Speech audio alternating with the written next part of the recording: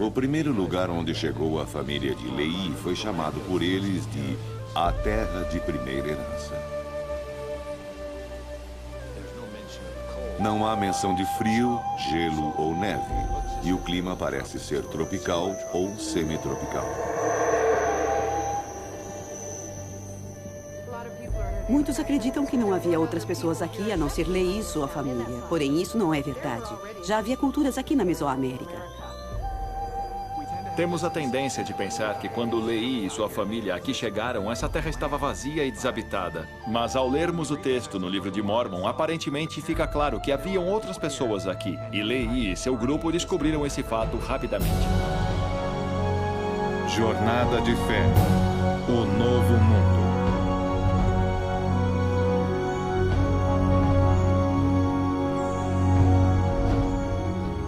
Após a difícil jornada através do solitário deserto da Arábia e do cruzamento do oceano até o Novo Mundo, Nefi, o obediente filho de Lehi, estabelece os membros fiéis da família como um povo do convênio, num lugar que, de acordo com os eruditos, acredita-se estar localizado na Mesoamérica, nas regiões do sul do México e Guatemala.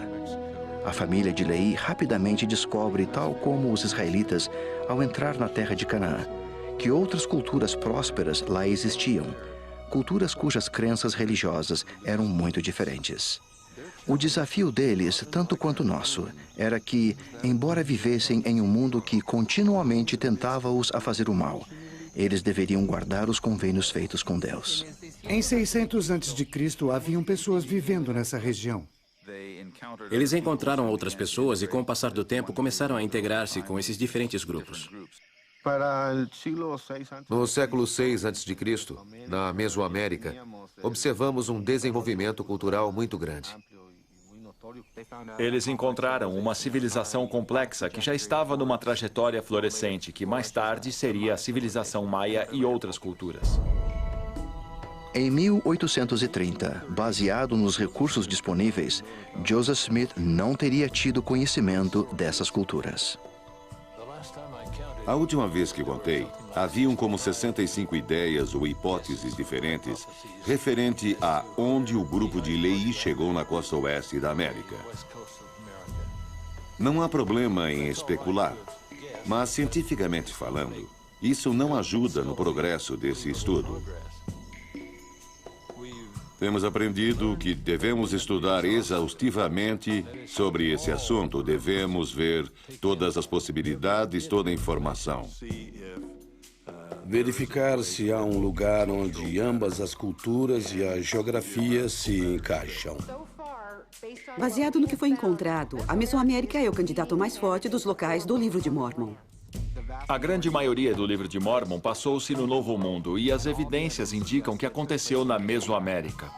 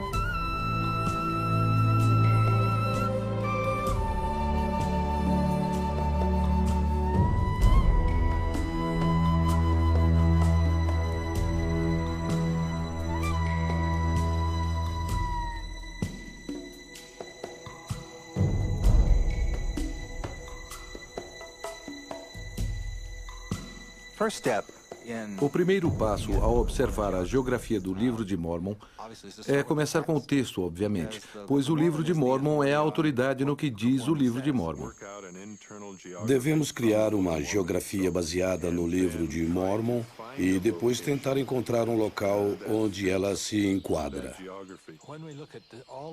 Ao observarmos tudo geograficamente disponível, e compararmos de maneira sistematizada esse conhecimento, uma coisa em comum se apresenta. A Terra Prometida tinha o formato de uma ampulheta.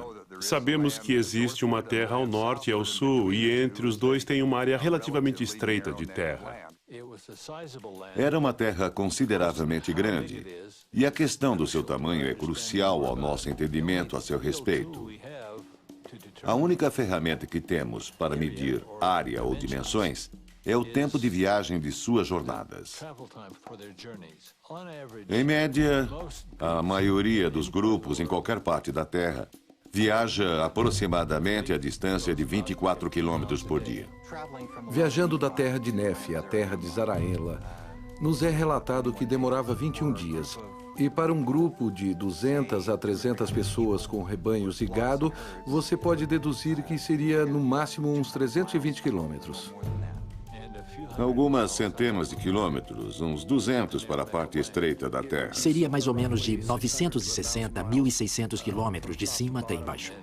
E provavelmente não mais que 320 quilômetros de largura, talvez um pouco mais, mas não o suficiente para mudar o cenário. Gado, você pode deduzir que seria no máximo uns 320 quilômetros. Algumas centenas de quilômetros, uns 200 para a parte estreita da Terra. Seria mais ou menos de 960 a 1.600 quilômetros de cima até embaixo.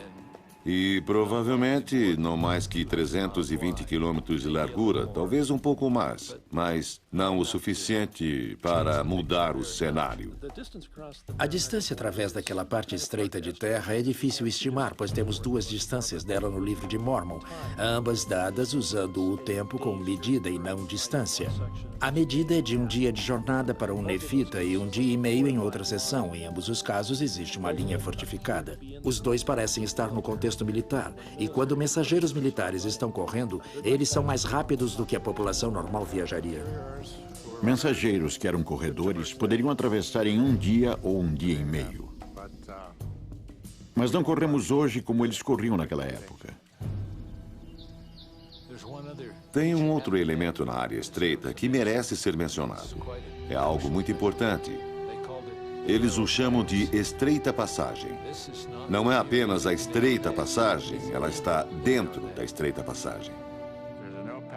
Há uma estreita passagem na faixa estreita de terra em algum lugar estratégico para viagens no sentido norte e sul. Deve ter sido estreito o suficiente para que um exército pudesse defender e prevenir uma infiltração.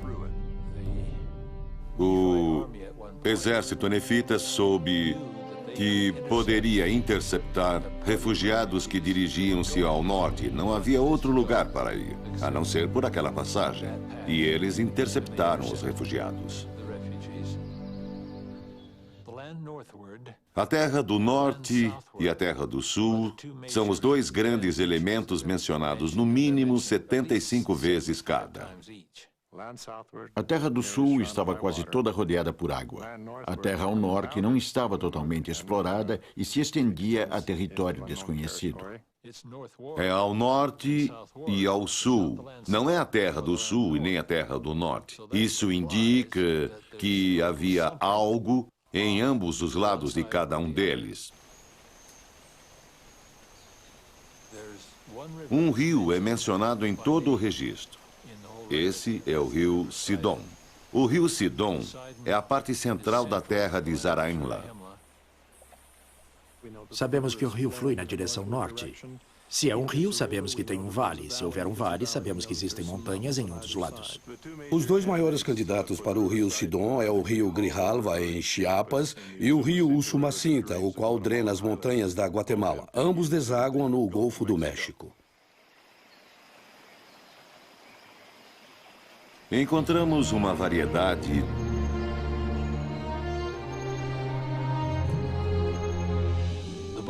O livro de Mormon tem muitas das mesmas características culturais, todas as mesmas características da civilização da Mesoamérica.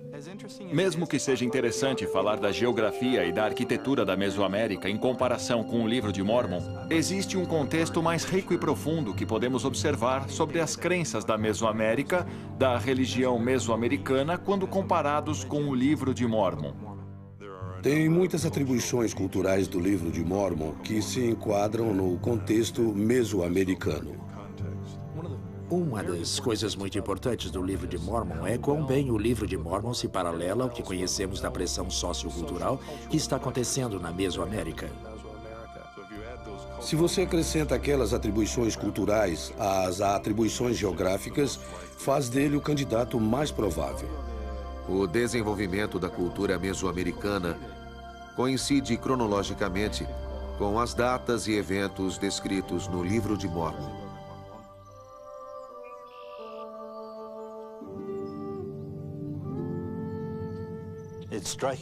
O fascinante para mim é que o Livro de Mórmon fala basicamente de duas civilizações. Primeiro, os Jareditas, e depois os Nefitas, Lamanitas e Mulequitas, indo em direção à Terra do Norte, a qual os Nefitas chamavam de Terra de Desolação. Encontramos o local onde os Jareditas haviam morado. Então, onde estivermos olhando para os Jareditas, terá que ser ao norte da passagem estreita de terra, e que está de acordo com a Mesoamérica. A sequência de tempo e localização para os Olmecs e os Jareditas se encaixa muito bem. O estabelecimento da cultura maia nas montanhas e planícies ocorreu no mesmo período de tempo que o estabelecimento da civilização nefita e lamanita. A última parte da era pré-clássica começa em meados de 500 ou 400 a.C. e continua até de 3 a 400 depois de Cristo. A terra onde os nefitas e lamanitas habitavam foi uma terra com cidades grandiosas. Tal como Nefe, Zaraenla, a cidade da abundância, e muitas cidades menores. Na época do Livro de Mórmon, temos algumas grandes cidades que estavam florescendo na Mesoamérica. Temos a área pré-clássica de El Mirador, que foi uma grande cidade. E temos cidades que nos são familiares, tais como Palenque, Tikal, que estavam começando a florescer. Então, existiam cidades, e com isso a existência de uma população correspondente. É provável que a maior cidade na Mesoamérica seja a altamente reconhecida Teotihuacan nos altiplanos do México.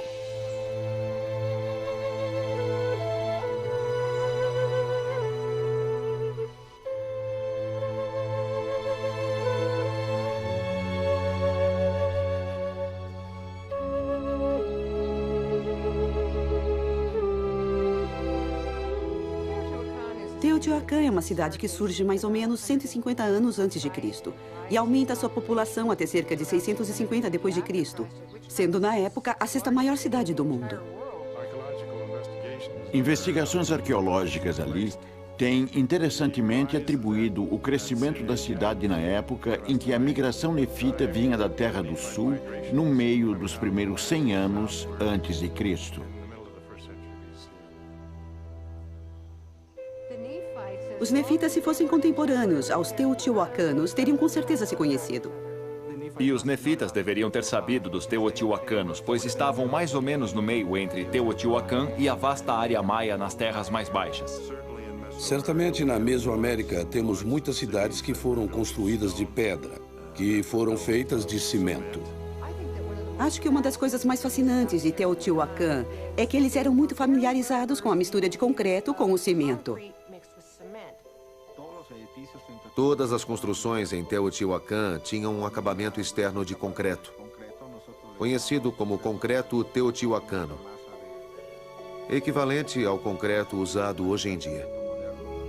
É uma cidade de cimento.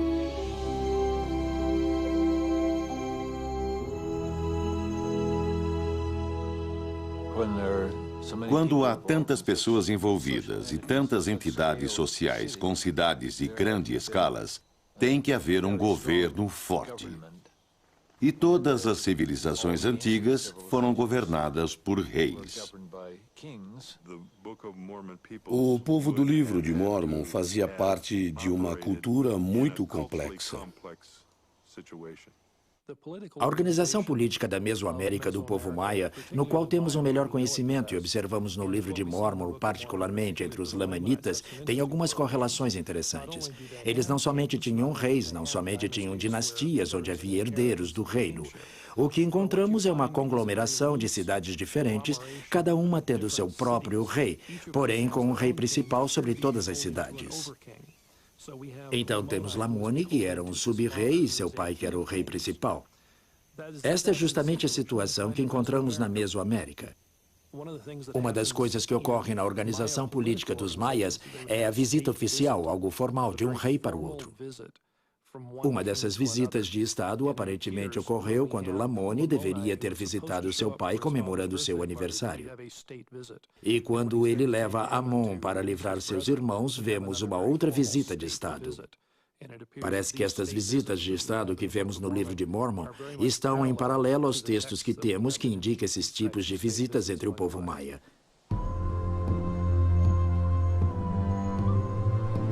Quando Nefi e sua família se separam dos seus irmãos, eles vão além das montanhas e chegam às montanhas da Guatemala, onde eles fundaram a cidade de Nefi. A cidade está nas montanhas, em algum lugar. Nefi a descreve como acima.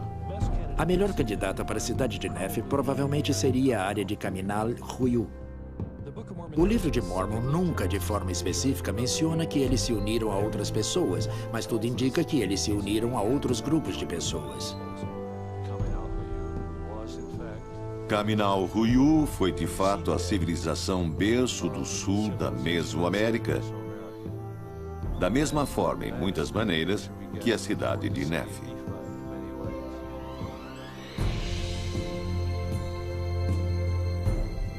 Dentro de um tempo relativamente curto, a descrição que recebemos da cidade de Nefi indica que havia um grande número de pessoas lá.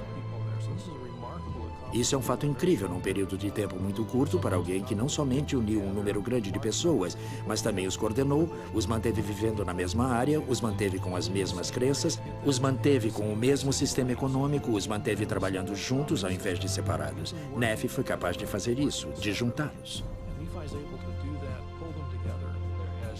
Deveria ter alguém por trás disso. Nefi era um grande líder. Durante o governo de Nefi, o local de Caminal Ruiu é governado por um sistema inovador de liderança com a construção de canais, projetos para purificação de água e construção massiva de edificações. Sabemos que essas pessoas estão produzindo peças de cerâmica, construções de alvenaria e basicamente populando todo lugar com uma nova cultura. O desenvolvimento repentino é justamente o que eu esperaria de um grupo de imigrantes com um nível alto de tecnologia intelectual e cultural, sendo posto num lugar e construindo um ambiente novo, uma nova manifestação de civilização. A influência de quem domina quem, a menor cultura que chega ou a cultura já existente é a que tem mais êxito. As que possuem mais êxito em questões tecnológicas, de agricultura e na construção de edificações. Nefi constrói uma cidade. Nefi é um construtor. Seu povo o chama de rei. Ele tem uma grande habilidade de liderança. Ele é engenhoso. Ele tem toda a habilidade, talento e preparação. Ele é um otimista e totalmente comprometido com o Senhor. O povo quer seguir alguém que é justo. Eles mesmos não precisam ser justos. Mas eles dão valor à integridade. Eles dão valor na confiança em alguém e também estão dispostos a segui-lo. Acho que esse alguém é Nefi. E seu nome, tal como César, foi conferido como um título àqueles que o sucediam. Acredito não ser por acaso que desta linhagem vêm os reis. Desta linhagem vêm os guardiões das placas. Então vemos esse incrível profeta, líder, colonizador, construtor, e ele é magnífico. Mais tarde, em mais ou menos 200 a.C., há uma redução da população manifestada pela arqueologia. Para mim, isso é um sinal de quando Mosias tomou aqueles que seguiam e acreditavam nele e foram para Zaraenla, onde descobriram o povo de Zaraenla ou os Molequitas. Quando Mosias parte, a cidade de Nefe torna-se território lamanita.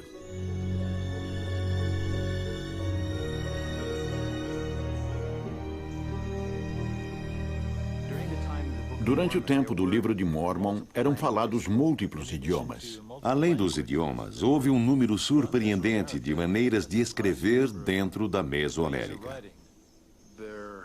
Existe um grande número de escritas maias durante o período pré-clássico, ou seja, antes de Cristo. Provavelmente o mais famoso é o Monumento 10, situado em Caminal Ruiú. Eles tinham todo tipo de livro que podia ser imaginado. Esses livros eram conhecidos como codexes. Eles se abriam como sanfonas, e ainda existem alguns deles. A capacidade de escrever foi extremamente comum na Mesoamérica. O idioma falado poderia facilmente ter mudado. Poderia ter tido uma raiz do hebreu, tal como o inglês. Aliás, se tentamos ler Beowulf, não podemos devido ao idioma ter mudado tanto. Vejo que as palavras de Amaron a Mormon, que tinha 10 anos na época, são muito interessantes. Amaron diz a ele: percebe que és rápido a observar.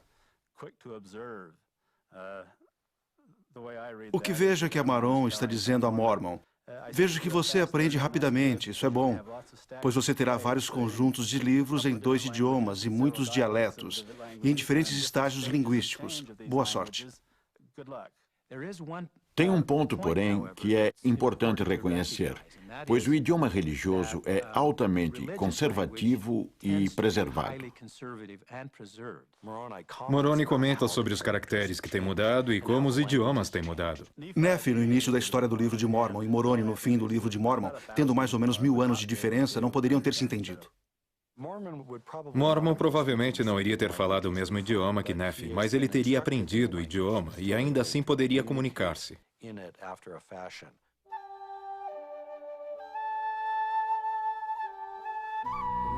Uma das questões mais fascinantes sobre Lehi e sua família, ao chegar no Novo Mundo, é como a transferência de cultura vai acontecer. Qual é a direção? Para coisas do dia a dia, a direção tem que ser da Mesoamérica para suas vidas. Eles chegam nesse novo lugar onde estão rodeados de um povo que não tem nada a ver com eles, linguística, religiosa e culturalmente, com o desafio, a dificuldade de integrar-se ao novo ambiente, preservando o que é importante, aquilo que define você como povo. Para conservar seus princípios, normas e leis. Porque todo o desenvolvimento cultural é, com certeza, o reverso ou pelo menos diferente daquele existente. A dificuldade para eles foi manter o que sabiam ser divinamente dado a eles, divinamente presenteado a eles. Sob a lei israelita, os nefitas teriam sido proibidos, se fossem corretos, a casarem-se com qualquer um desses povos. Lamã provavelmente, sem nenhuma razão para cumprir com o convênio, não teve ressentimento em casar com nativos. Nem ele, nem seus filhos. Ou até mesmo adorar seus deuses. Lamã rapidamente se encaixou com o povo que lá estava. Existem indícios de que pessoas juntaram-se a eles. O primeiro exemplo que se fala, em termos históricos, é no livro de Jacó, onde Xerém, um anticristo, veio buscando Jacó e disse a ele: irmão Jacó, tenho tentado vê-lo. Ele vem como alguém de fora, ele aprendeu o idioma, aprendeu algo da religião e tem sua própria proposta de religião, a qual quer apresentar e quer que seja aceita. Jacó indica a ele que não entendeu a religião do jeito que achava que havia entendido. Aquele povo provavelmente tinha sua própria tradição, Com certeza, idiomas diferentes. E também ideias que estavam de acordo com o que os profetas estavam tentando ensinar aos nefitas. Nefe inclui muitas passagens de Isaías, também Jacó, explicando como pessoas que não são do convênio podem ser adotadas ao convênio. Esses são grandes problemas da época de Nefe e Jacó. Depois disso, não há mais problema. E esse assunto nunca mais é mencionado. Eles descobriram como lidar com todos os outros que estão conhecendo e como estes poderão entrar no convênio. Logo, eles estão fazendo distinção entre os nefitas, que aceitam convênio, e os lamanitas, que não aceitam convênio. Então, não é somente a linhagem sanguínea de Lamã e Lemuel e os filhos de Ismael. É qualquer um que não fazia parte dos nefitas. É mais uma identidade cultural do que algo físico ou biológico. Isso abre mais a margem para qualquer povo indígena que não é trazido ao convênio.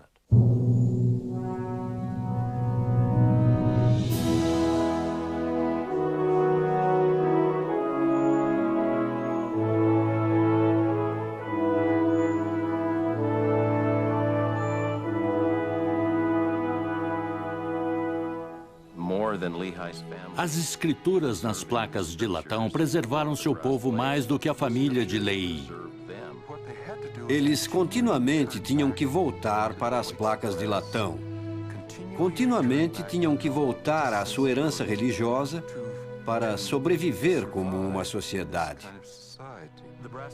As placas de latão eram imensamente importantes.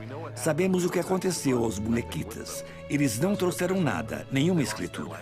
Perderam seu idioma, perderam sua identidade, perderam a memória de quem eram e perderam sua religião.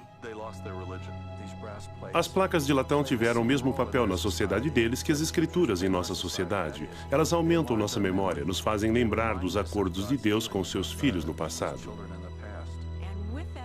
E com isso vem a lembrança que até num novo mundo, num ambiente diferente, o Deus de Israel é o mesmo, ontem, hoje e para sempre. E seu espírito é o mesmo ontem, hoje e sempre. É surpreendente como o povo no novo mundo, como a família de Leí, viveu a lei de Moisés em sua pureza, sabendo por que foi dada. Eles esperavam por Cristo. Eles buscavam o Messias mencionado nas páginas iniciais do livro de Mórmon. Por todo o livro de Mórmon, começando pela primeira geração, se fala do Cristo prometido. Leí tinha uma noção até mais nítida devido às revelações que lhe foram dadas, especificamente sobre a vinda do Messias.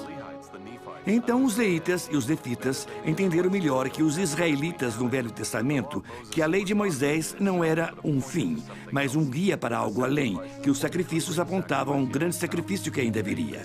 Eles viam a lei de Moisés como algo que precisava de cumprimento, não algo que era para ser cumprido até o final do tempo.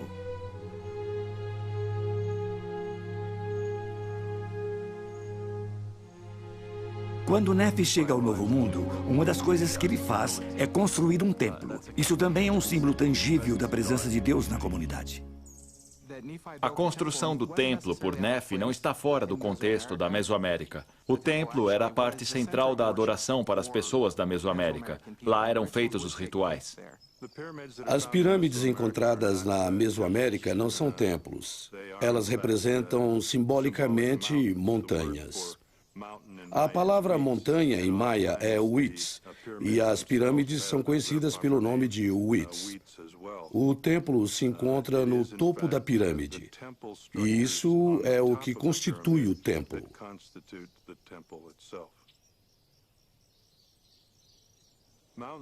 Montanhas eram consideradas sagradas. Por exemplo, na área ao redor do lago Atitlã, existem 3 vulcões, todos considerados sagrados. Na antiguidade, eles estavam conectados à criação da Terra, pois eles surgiram do primeiro oceano.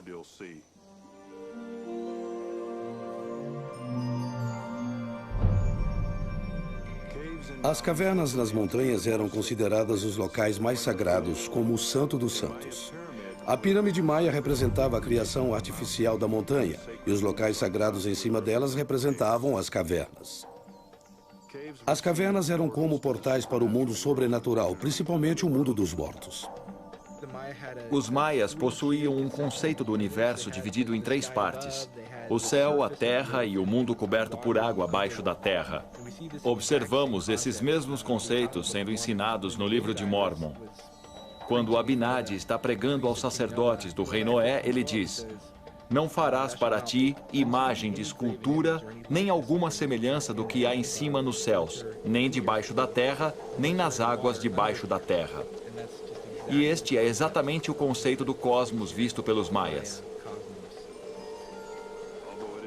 Embora não seja exatamente claro o que acontece em cada um desses níveis, ou como era obtido, a meta final dos maias, principalmente dos reis, era atingir o mais alto nível do cosmos e chegar até o céu.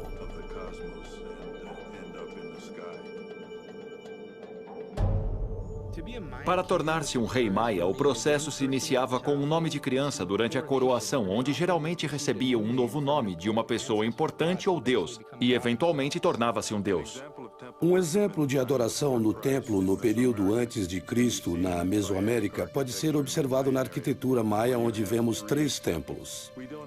Não sabemos com certeza o que era realizado nesses templos, mas uma recente descoberta na Guatemala do período anterior a Cristo mostra murais com temas relacionados à criação. Muitas das ideias e símbolos encontrados nas culturas posteriores durante o período nefita são derivados de uma cultura anterior conhecida como os Olmecas. Eles também possuíam as mesmas ideias, crenças e simbolismos.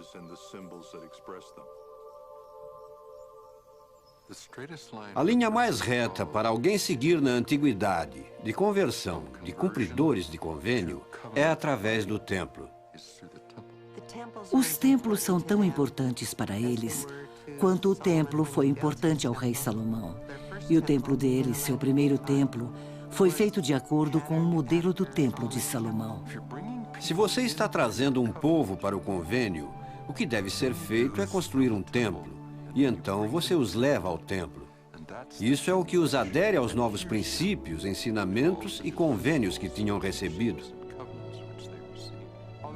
Apesar do templo ser o centro para ambos, o povo da Mesoamérica e o povo nefita eram os convênios feitos pelos nefitas no templo que realmente os separavam dos lamanitas e das outras culturas da Mesoamérica.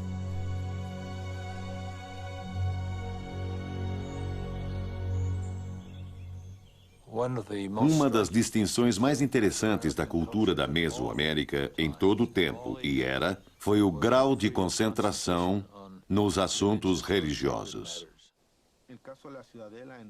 No caso dessa cidade, que está rodeada por muralhas e possui exatamente 12 plataformas piramidais na praça e 3 pirâmides principais ao leste, com certeza possui um simbolismo muito claro para os membros da igreja.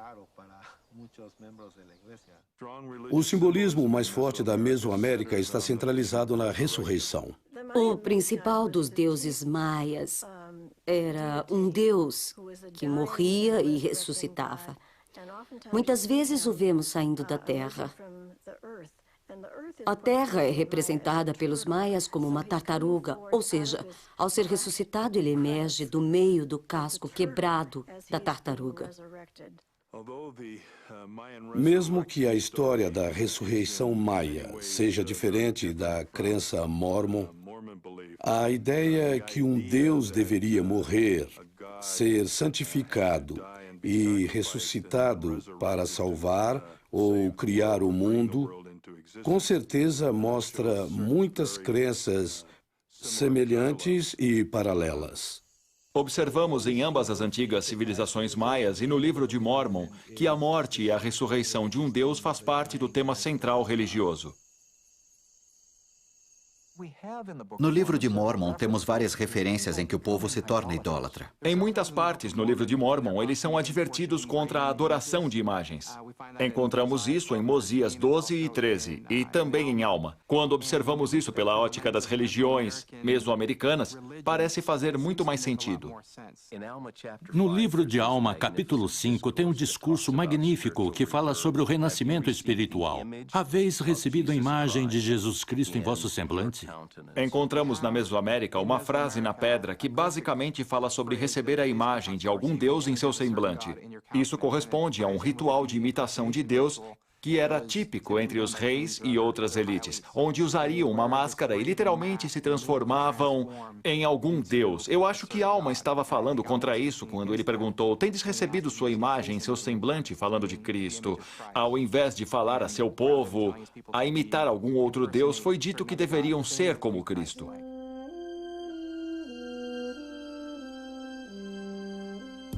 Quando Benjamin começa seu discurso, uma das coisas que ele fala especificamente é: sou um homem. Isso parece um tanto estranho.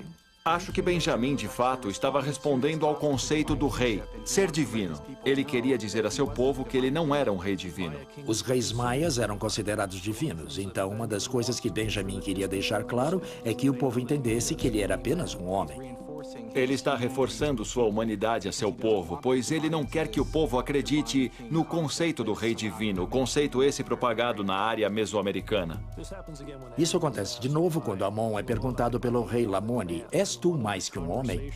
Numa das conversas, um dos assuntos críticos que eles têm é: você é mais que um homem? Dentre os deuses mesoamericanos, existe uma classe de deuses que vieram à Terra, e eles pensam claramente que Amon é um deles.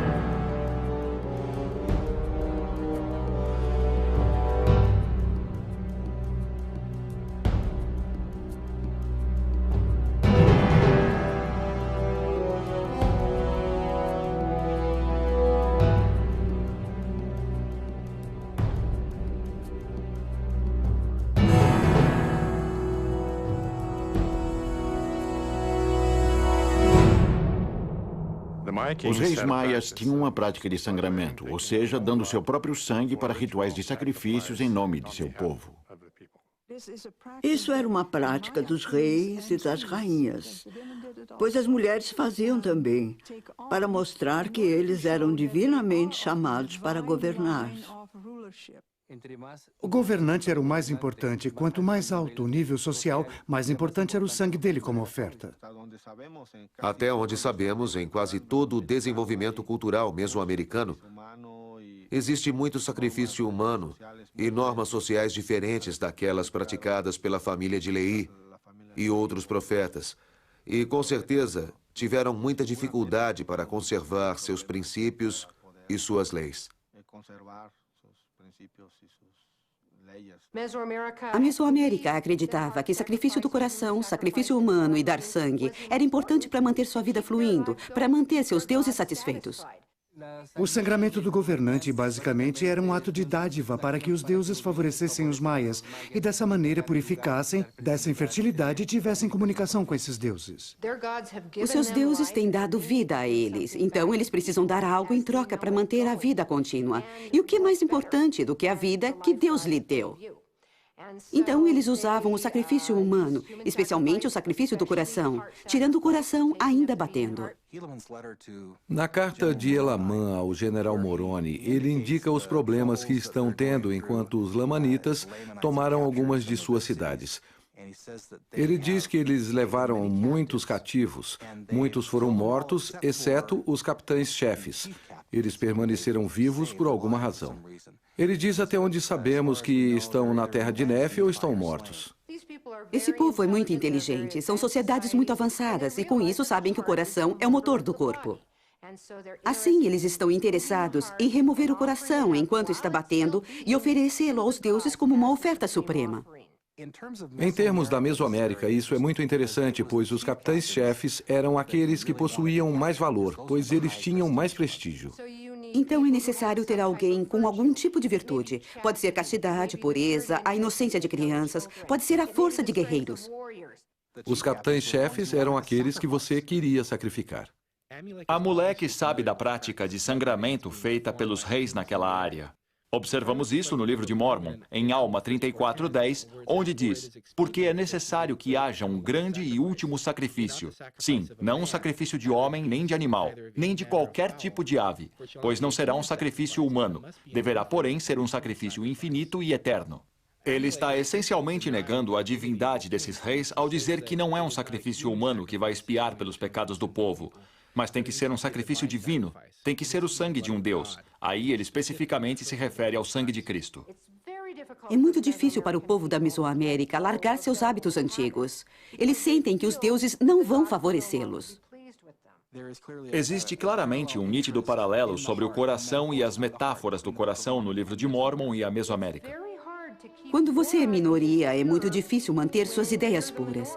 Essa era a dificuldade de Leí e sua família. Quando a lei de Moisés acabou, o novo sacrifício era um coração quebrado e um espírito contrito, literalmente um sacrifício de coração.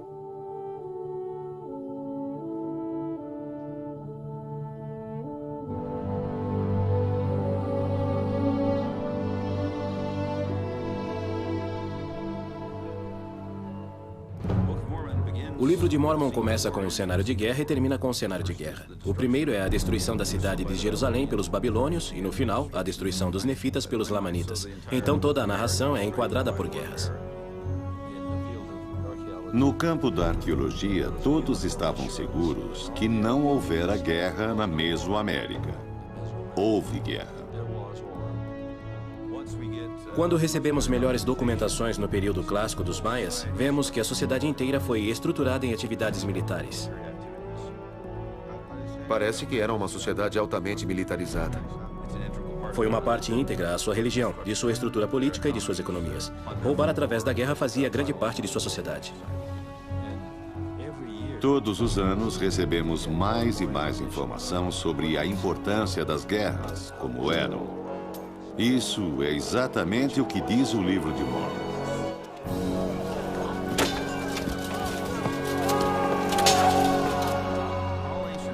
Toda a guerra antiga foi fundamentalmente um ato religioso, a qual era feita para cumprir com o desejo dos deuses. Isso certamente é refletido na Mesoamérica e no livro de Mórmon. Não conheço nenhum general antigo que não iria consultar seu Deus de um jeito ou de outro antes de entrar em guerra. O livro de Mórmon reflete a Guerra Santa em várias formas. A primeira é o papel explícito que profetas tinham no livro de Mórmon em assuntos de guerra. Os soldados nefitas consultam Alma para receber seu guia profético sobre a batalha antes de ser lutada. Isso é muito semelhante às práticas do Oriente Médio e da Mesoamérica. Os tipos e as descrições das formas de guerras no livro de Mórmon encaixam-se muito bem com a Mesoamérica. O livro de Mórmon menciona vários tipos de fortificações. Talvez as mais conhecidas tenham sido aquelas construídas pelo general Moroni mencionadas no livro de Alma. Se o terreno for plano, uma vala é escavada e o material tirado é colocado no lado oposto da vala, criando dessa maneira uma muralha. E em cima dela era construído um reforço de madeira, uma cerca. Os inimigos deveriam passar pela vala, subir um monte de terra e passar pela parede de madeira.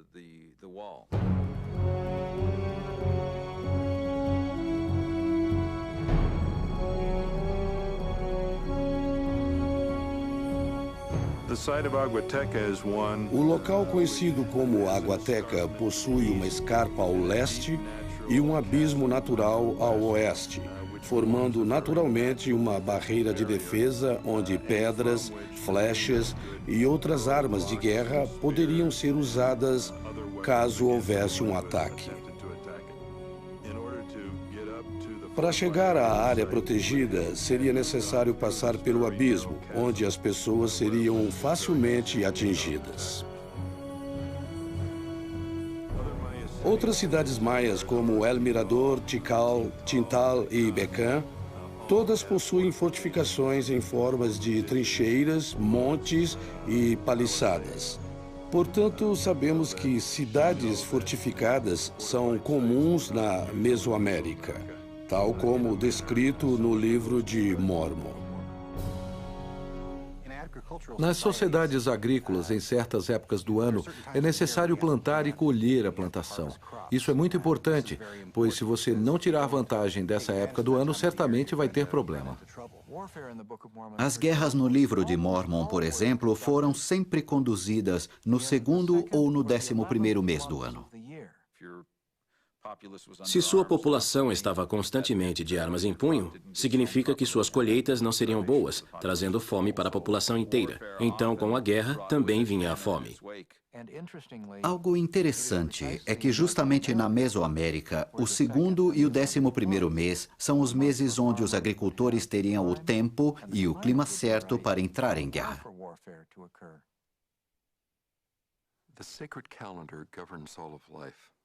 O calendário sagrado governa toda a vida, incluindo os reis e plebeus. As sociedades antigas estavam em sincronia com seus calendários, no sentido de estabelecer seus dias sagrados. Lemos no texto o ataque extraordinário de Teancum para infiltrar o acampamento do exército lamanita e matar o rei no dia do Ano Novo. As forças de Amalequia estavam tentando entrar na Terra do Norte e as forças de Teancum os impediam. Sabemos que as forças de Teancum eram uma espécie de elite, equivalente a um militar especializado. O rei estava esperando o dia do Ano Novo para cumprir com certos rituais que, essencialmente, envolviam uma segunda coroação. Quando o rei morre no dia antes da segunda coroação, a estrutura inteira, religiosa e política, entra em caos e confusão, possibilitando assim um contra-ataque naquele momento mais efetivo. Seria algo imensamente chocante para um povo acordar no dia do Ano Novo e descobrir que seu rei foi assassinado durante a noite. Isso teria sido um choque psicológico terrível, não meramente pelo assassinato do rei, mas pela época do ano. Isso significa que alguma coisa está terrivelmente errada. Os astros estão fora de sincronia. Para o rei morrer, no dia que era para ser celebrado, não somente teria deixado os soldados lamanitas sem líder num sentido militar, mas também certamente no sentido que os sinais dos céus estavam contra eles. O povo no acampamento do rei fica frustrado pelo calor, trabalho e cansaço do dia. E ainda assim é o Ano Novo. Isso indica alguma coisa. Se o calor do dia os afetou durante o Ano Novo, então não estamos falando de Nova York e não estamos nos referindo ao nosso calendário normal. Provavelmente os dois. Estamos falando de uma área que não era familiar para Joseph Smith e de um calendário que era diferente do nosso. O dia do Ano Novo era quente, tão quente que drenou a energia do povo, deixando-os exaustos. É algo extraordinário ver que Joseph Smith conta a história de Teancum, que está de acordo com o que sabemos das antigas sociedades na América. Quero dizer, que pessoa morando no interior de Nova York poderia pensar numa história assim? Ninguém. Ninguém tem uma história assim. Os mesoamericanos eram muito criativos no desenvolvimento de uma variedade de armas. Obsidiana é um vidro vulcânico com bordas extremamente afiadas. Às vezes tão afiadas como uma lâmina. Podemos dizer, baseado nas evidências arqueológicas e na arte do Novo Mundo, que as espadas foram o que agora é conhecido entre os astecas de Machuiltl. Isto é uma lâmina de madeira. Dentro dela, existem pedaços de obsidiana, formando uma quina verdadeiramente mortal. Elas eram tão afiadas que existem relatos que dizem que a cabeça de um cavalo foi cortada num único golpe.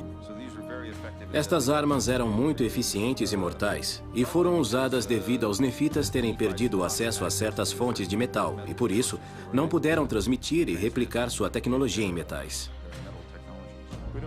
Não sabemos exatamente que tipos de espadas Amon possuía, porém as espadas que os mesoamericanos possuíam eram suficientemente afiadas para cortar os braços de seus inimigos, que eram levados e apresentados ao rei Lamone. Durante as guerras, a madeira poderia ter sido manchada de sangue. O sangue era uma substância sagrada e reverenciada pelas pessoas da Mesoamérica. E dessa maneira, os guerreiros provavelmente tinham muito orgulho de suas espadas manchadas de sangue. No livro de Mórmon, os anti-nefleitas tiveram suas espadas manchadas de sangue. Como sinal de sua conversão, eles enterraram nas profundezas da terra aquelas espadas. Eles levaram tão a sério seu arrependimento que verdadeiramente enterraram suas armas de guerra e fizeram um convênio de que jamais as tomariam outra vez. Era uma tradição na Mesoamérica enterrar as ofertas em buracos profundos na terra. Isso servia de testemunho diante de Deus que não iriam manchar de sangue suas espadas e retornar aos seus pecados.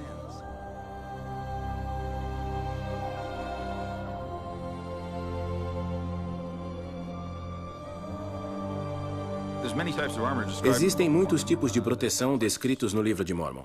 Capacetes, armaduras para o peito e braços, e podemos observar tudo isso na arte mesoamericana, especialmente na arte maia. Uma das coisas que o Capitão Moroni fez foi inovar essas armaduras. Parte dessa proteção é um escudo, é uma proteção para a parte superior do corpo. As partes inferiores, as pernas, são difíceis de proteger, porque é preciso manter a flexibilidade dos joelhos, e para isso é necessário uma área exposta naquele local. Se os guerreiros de Elamã estivessem usando algum tipo de proteção, provavelmente não teriam sido feridos em algum lugar fatal, porém certamente teriam perdido sangue pelos ferimentos nos braços e pernas. Se observarmos a arte marcial mesoamericana, fica evidente que os mesoamericanos também não tinham proteção abaixo dos joelhos. Eles preferiam a velocidade e a mobilidade ao invés de proteção. Por isso, não protegiam a parte inferior das pernas, tornando-as vulneráveis.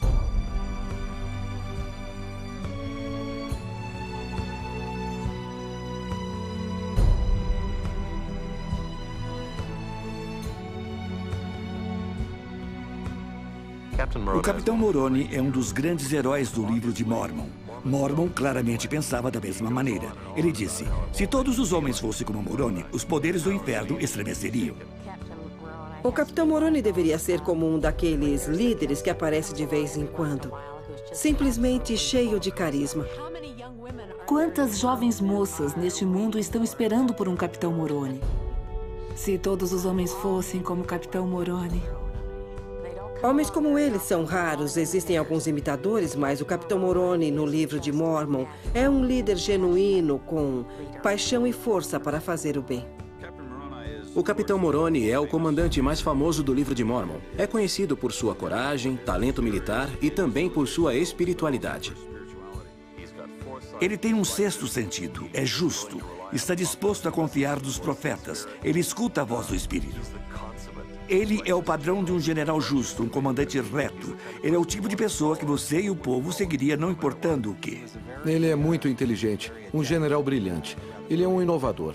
Ele tentava táticas novas e sempre era bom no que fazia, mas ainda assim é dito que ele não se deleitava no derramamento de sangue.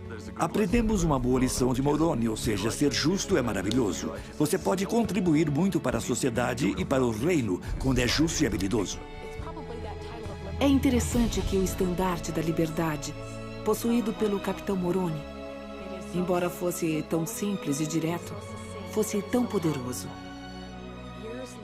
Anos mais tarde, sob a liderança de Mórmon, o povo fez uma lista das causas pelas quais lutariam. Suas esposas e famílias, suas casas e lares. O Capitão Moroni escreveu no estandarte da liberdade: em memória do nosso Deus, nossa religião, nossas famílias.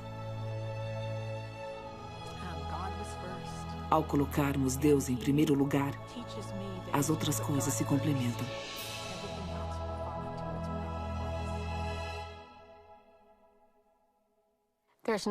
Não existe nada que toca mais a mãe do que a história dos 2.000 guerreiros.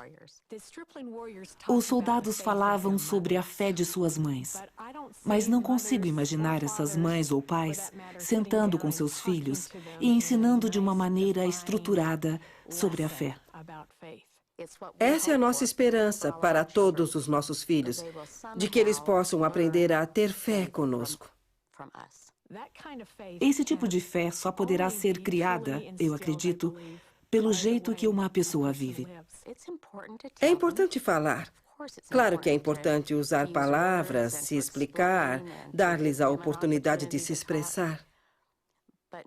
Mas o mais importante é quem você é. Aquelas mães eram, cada uma delas, verdadeiramente justas. Ao observarmos os pais daqueles jovens guerreiros, notamos que eles falam sobre fazer um convênio. Os pais fizeram parte de um povo que havia feito um convênio, após se arrependerem e virem a Cristo, de enterrar suas armas e nunca mais lutar.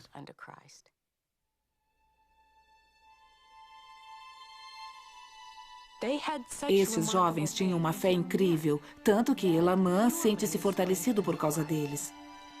Isso mostra quão fortes foram esses ensinamentos, que não apenas fortaleceram aqueles que o receberam diretamente, mas, através de seus exemplos, aqueles jovens influenciaram até um grande líder militar e religioso. A diferença foi que eles não apenas falaram sobre fé, mas viveram-na. Eles eram cheios do testemunho, cheios de lealdade ao Senhor. Vemos isso de tempos em tempos, mas nesse caso, havia 2.000 deles. Elamã os chamou de filhos. Estas palavras nos ajudam a ver o relacionamento que havia entre eles. Ele não os considerava como seus guerreiros, mas como seus filhos. Nada pode substituir uma mãe justa, e sua influência não tem fim. Mães justas influenciarão não apenas sua posteridade imediata, mas também as futuras gerações. Eles lutaram contra o maior exército dos lamanitas e os atemorizaram ao ponto de desistência. A primeira coisa que Elamã faz é contar os mortos em seu exército. Mas ninguém havia morrido e os jovens explicaram a Elamã. Nossas mães nos prometeram que se fôssemos fiéis, seríamos salvos. Um dos princípios que os 2.000 guerreiros aprenderam de suas mães era que eles não deveriam focar suas vidas no temor. Na segunda batalha, a mesma coisa acontece. Elamã corre para contar os mortos, e deveria haver um bom número deles, mas devido às suas mães, nenhum morreu.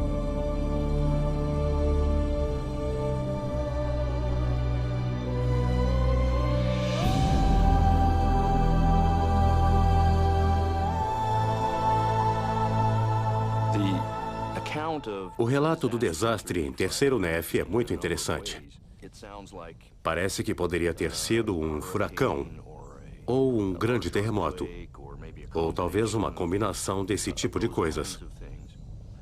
Mas ao ler os acontecimentos, existem muitos pequenos detalhes que parecem evidentes, de que o que eles estavam descrevendo foi uma grande explosão vulcânica.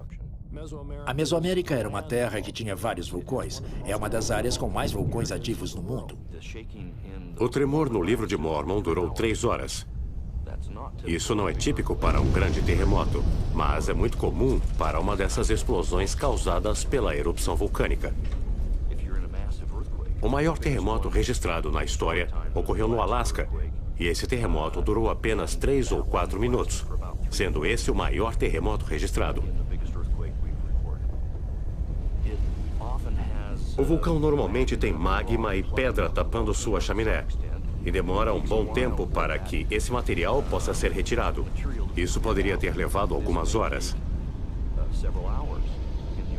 Na erupção do Monte Tambura em 1815, 100 vezes maior que a do Monte St. Helens, severamente afetou uma área de 1.600 quilômetros de circunferência. Parte do relato encontrado em Terceiro Nef diz que a face inteira da Terra foi modificada. Não existe outro evento natural, nenhum furacão, terremoto, nada semelhante que poderia modificar o terreno como um vulcão.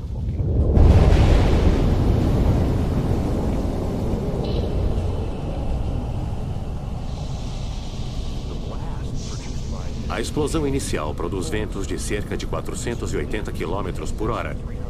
Esses ventos podem causar muita calamidade e destruição.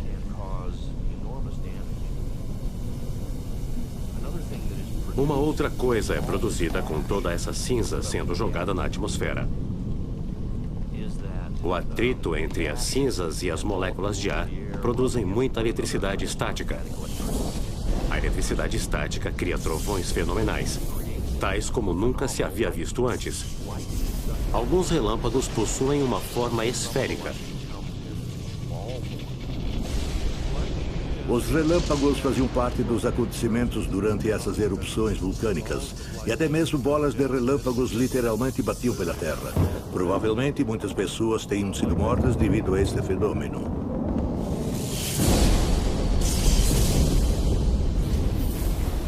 Você pode imaginar o estado de alguém que se encontra em uma dessas situações. As cinzas são tão grossas no ar que simplesmente bloqueiam o sol. Aí temos essa escuridão, que dura 3 dias. Muita gente descreve a escuridão produzida pelas cinzas como algo tão escuro e impenetrável que nem se pode ver sua própria mão colocada na sua frente. E durante a escuridão, escutam uma voz anunciando: eis que sou Jesus Cristo. Então, o silêncio. Um evento muito poderoso. Foi tão poderoso que ninguém se atreveu a falar.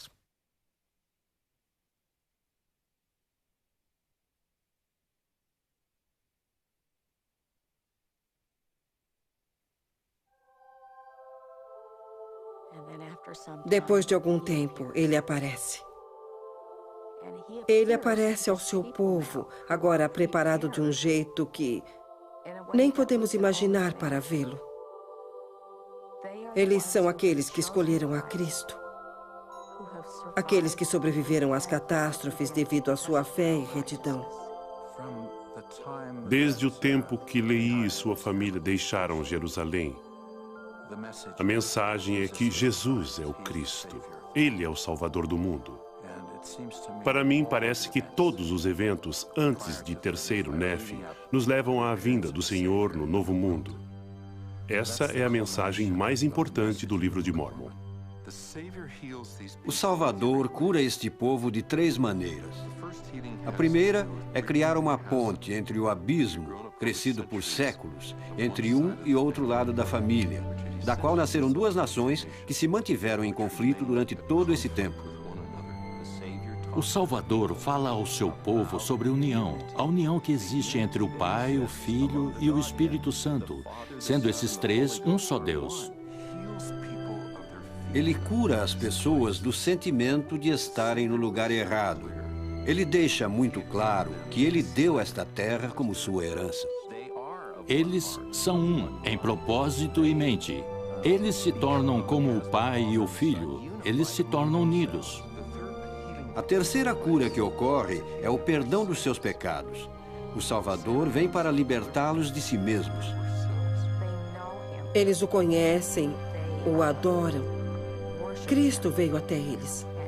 Essa maneira é tão diferente daquela ocorrida em Jerusalém. Parece que você está entre o povo quando Cristo os administra. No início, quando ele aparece, ele convida a todos, um por um, para vir até ele e sentir as marcas das suas mãos e pés. As crianças também são convidadas. Um dos fatores importantes dessa história é a interação entre Jesus e as crianças. Depois ele pediu que as crianças fossem trazidas até ele, uma a uma, e ele as abençoou. Depois elas são rodeadas por anjos. Então ele se vira aos adultos e diz: olhai para vossas criancinhas. Esse evento nos conforta. Sentimos seu amor. Então ele fala sobre a lei de Moisés. Não vim para destruir a lei, nem os profetas que ensinaram a lei. Eu vim para cumpri-la. Ele cumpriu a lei de Moisés. Ele tornou-se aquilo pelo qual nasceu. O Salvador, nosso advogado, nosso Redentor. Acho fascinante que, embora a visita do Senhor tenha sido incrível, eles, no meio a tudo isso, presenciaram também as bênçãos de ter o Espírito com eles. Então o Salvador foi capaz de fazê-los entender que ele não estaria com eles para sempre, porém um Deus ficaria com eles, o Espírito Santo.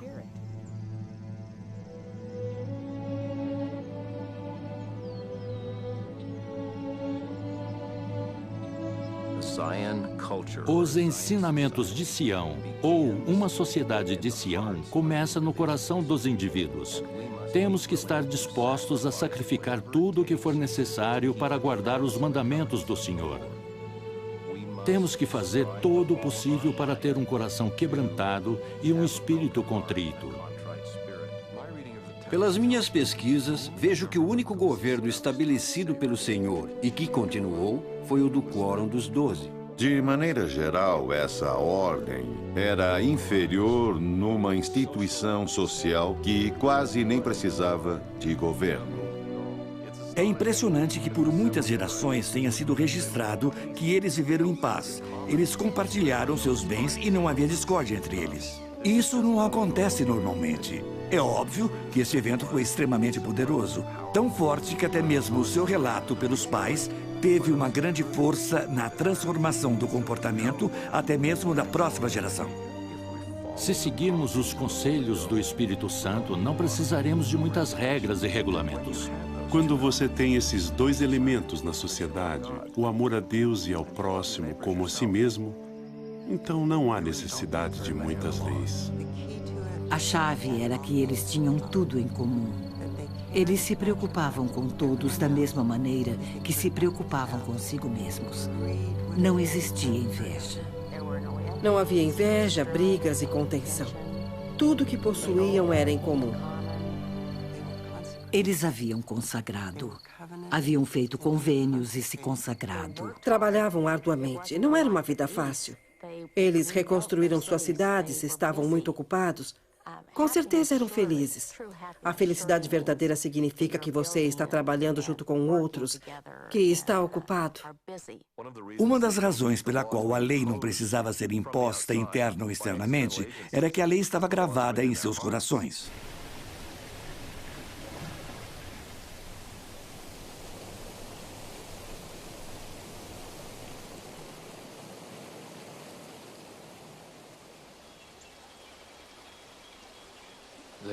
Eram de um pensamento diferente, uma ordem de pensamento diferente. Não foi até 200 depois de Cristo, mais ou menos 170 anos após a crucificação, que pessoas ambiciosas começaram novamente a buscar poder. Finalmente, devido à natureza humana, eles acabaram cedendo. O povo começou a competir mais e mais, começaram a ter orgulho através de suas roupas finas, joias e nas suas igrejas, tendo dessa maneira conflitos e a necessidade de mais governo. Quando eles começaram a desejar mais que os outros, quando começaram a sentir inveja, coisas contrárias aos ensinamentos de Cristo, eles se colocaram fora do seu reino. Muitas vezes pensamos que o sucesso é um produto daquilo que é escrito sobre nós, nas colunas dos jornais e livros, ou quão conhecido é o nosso nome, e não pelas coisas que fazemos no dia a dia ou pelos convênios que guardamos, cuja influência é muito maior na sociedade. Daquele momento em diante, as coisas começam a cair. O povo, ao invés de ver a sociedade como um todo, a quem o Salvador havia curado, agora começa a dividir-se em clãs, tribos e famílias. Foi nesse momento que eles se dividiram em classes e começaram a mostrar suas riquezas. Daí em diante, eles não tiveram as características pacíficas. Desta maneira, começaram as guerras. O desejo de eu quero mais.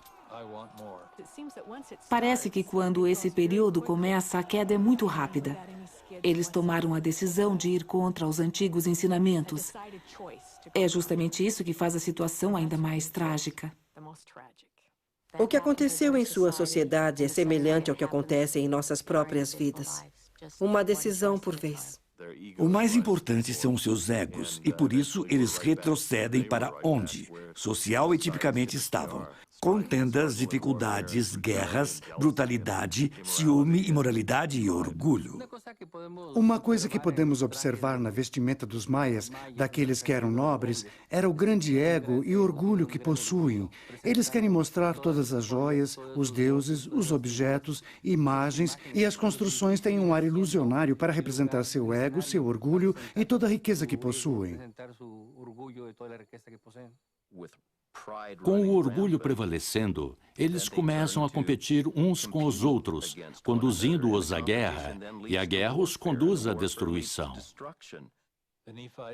Poderíamos pensar que os nefitas e os lamanitas estivessem dispostos a dividir a terra, mas nenhum nem outro estava disposto a ceder. Lembramos que os nefitas, sob o comando de Mormon, pensavam que eram tão grandes, tão poderosos, que numa certa ocasião eles expulsaram os lamanitas até a terra de Nefe.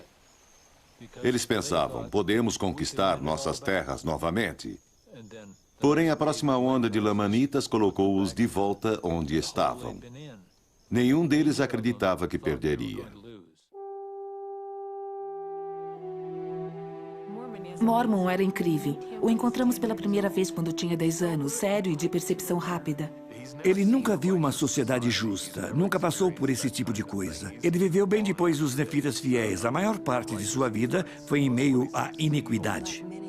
Como muitos profetas, Mormon é chamado pelo Senhor quando ainda jovem. Extremamente jovem. Quando tinha aproximadamente 15 anos, ele diz que viu o Senhor.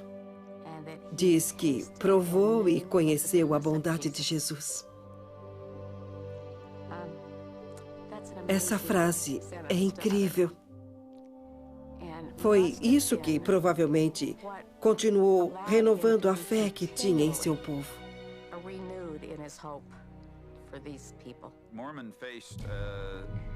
Mormon enfrentou uma situação semelhante à de Moroni, mas de alguma forma até pior. Ou seja, a maioria do povo que ele queria salvar se recusava a ser salvo. A coisa mais importante e necessária para aliviar os problemas militares era uma reforma social e espiritual entre a comunidade. Porém, eles se recusavam a tal reforma.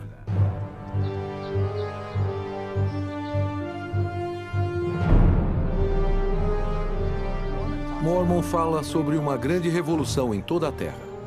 Em mais ou menos 350 d.C., algo grande acontece no estado de Chiapas, justamente na área mais baixa de Chiapas, no qual alguns de nós identificamos como o local de Zarahemla.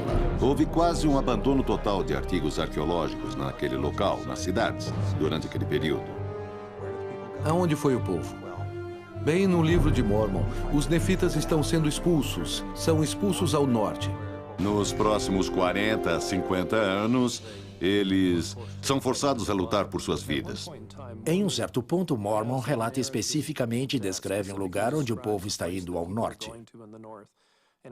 Ele diz que este lugar está ao norte das terras nefitas. Tem que ser uma terra de muitas águas, ter edifícios construídos de cimento e também uma terra com poucas árvores. Na época em que Mormon estava vivendo, todas essas descrições se enquadravam perfeitamente com Teotihuacan. Existem evidências arqueológicas e iconográficas que algumas cidades importantes na parte sul da península de Yucatán, tais como Tikal, foram conquistadas pelos povos vindos de Teotihuacan. Existem evidências que isso aconteceu mais ou menos em 378 d.C., que é uma data interessante no livro de Mormon. Isso ocorreu alguns anos antes da batalha em Cumorah. Em 378 d.C., em Tikal, tem uma entrada onde alguém de Teotihuacan aparece. Essa entrada é mais ou menos um tipo de eufemismo para dizer que, ao invés de serem conquistados, eles se tornaram aliados políticos em Teotihuacan. Os nefitas estavam no meio de tudo isso. Os nefitas estavam entre as rotas de comércio dos povos de Teotihuacan e os maias ao sul. Não seria difícil imaginar que foram não apenas alvos, mas destas guerras crescentes foram influenciadas pelos habitantes de Teotihuacan, levando à destruição dos nefitas. E por isso eles tinham que ser eliminados, a fim de abrir a área para os forasteiros que estavam vindo para conquistar. É também interessante que, nesta época, Mormon fala sobre a mudança da natureza da guerra. De repente, ele comenta que as regras de guerras não estavam sendo seguidas como no passado. É interessante que, justamente na época que o povo da Mesoamérica está mudando a natureza de suas guerras, Mormon está dizendo a mesma coisa no livro de Mormon. Mormon fala sobre algumas das coisas terríveis que estão ocorrendo, até entre seu próprio povo, adotando o uso de tortura e canibalismo. Parece que a destruição maior vem dessas guerras, ao invés daquelas vindas de Teotihuacan. As táticas parecem ter sido mudadas. Perto de Tikal, num lugar chamado de Rio Azul, você vê monumentos que mostram a tortura de cativos. Isso é muito manifestado, especialmente na Mesoamérica, no 4º século, entre 300 e 400 depois de Cristo. De maneira geral, o que acontece é que a guerra fica cada vez mais sangrenta, muito mais violenta. Os lamanitas claramente estão tentando acabar com a identidade cultural dos nefitas, fazendo-os assimilar à cultura lamanita, ou com a destruição completa dos nefitas. Iniciaram com a competição, rivalidade, conflito e, finalmente, extinção total. O único jeito para resolver isso é livrar-se dos outros. E os lamanitas eram mais numerosos do que os nefitas. Isso foi exatamente o que aconteceu.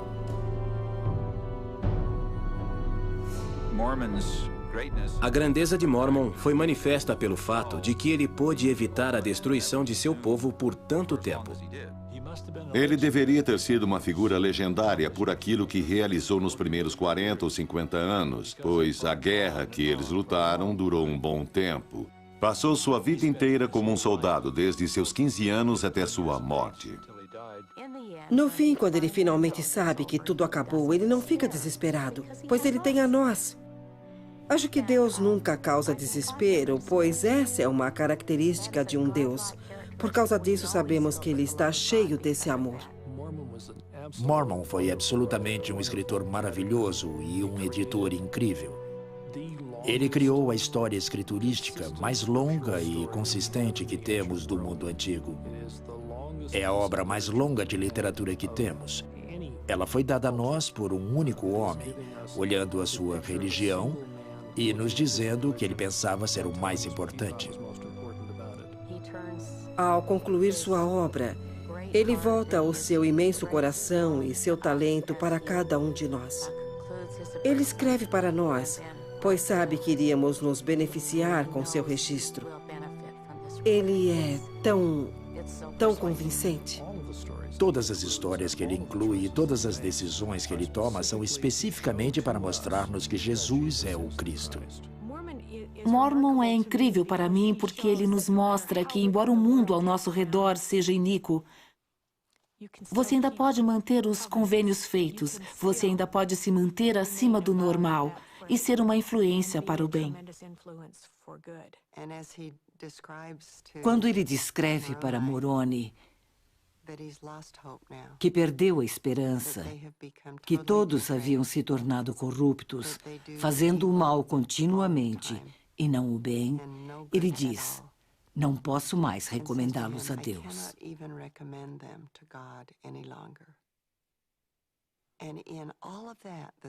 E apesar de tudo isso, vemos a nobreza dele ao se despedir de seu filho. Suas próximas palavras na carta dizem: mas eu posso te recomendar a Deus. À medida que Moroni inclui muitas das cartas e sermões de seu pai, Observamos o amoroso relacionamento entre eles. Muitos dos registros de Moroni são devotados com as palavras de Mormon. Vemos esta pequena família em um oásis no meio de tanta devastação. É um grande desafio e inspiração para nós, dizendo que não há desculpa, não podemos dizer que é impossível. Podemos ver Mormon como um exemplo de fidelidade em tempos difíceis.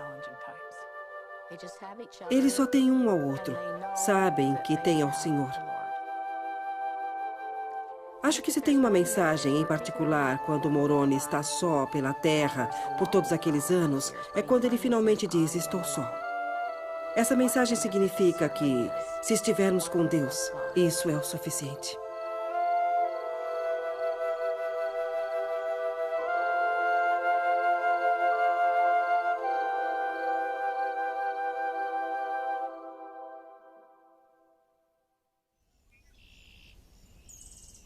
Existem muitos sítios que não têm sido explorados.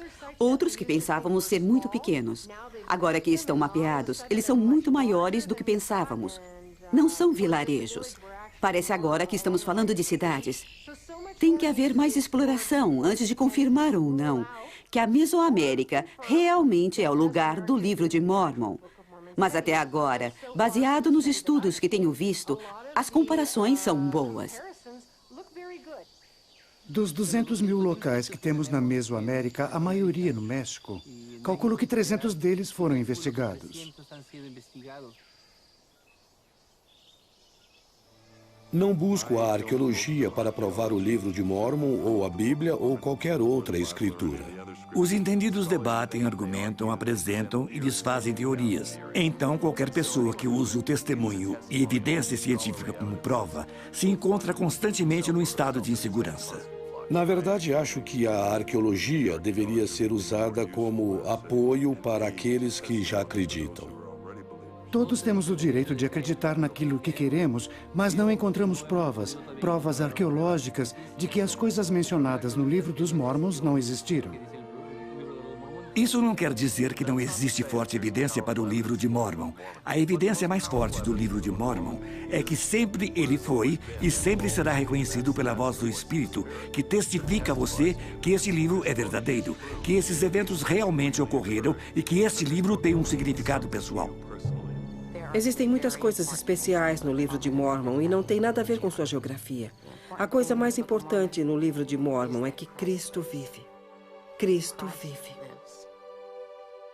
Quando acreditamos nele, nos arrependemos e somos batizados e santificados pelo Espírito Santo, estamos compartilhando da vida eterna.